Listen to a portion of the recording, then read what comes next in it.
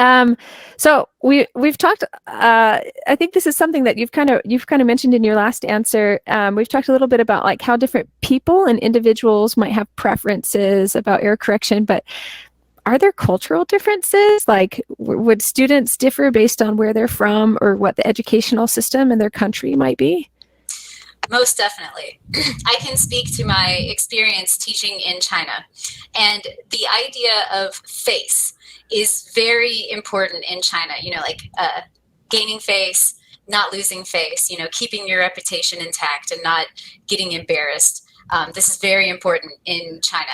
And many students won't speak up for fear of making a mistake and being corrected because it is considered a loss of face.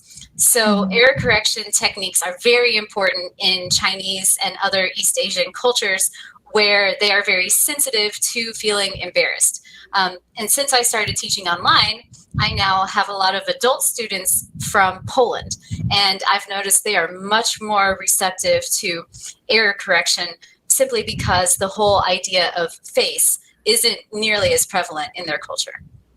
That is really interesting. So just as a follow-up to both of you, how do you encourage students who don't want to say anything because they're so afraid of being corrected? Well, I noticed early on in my teaching days in China that when I asked an open question to the entire class, I would get crickets.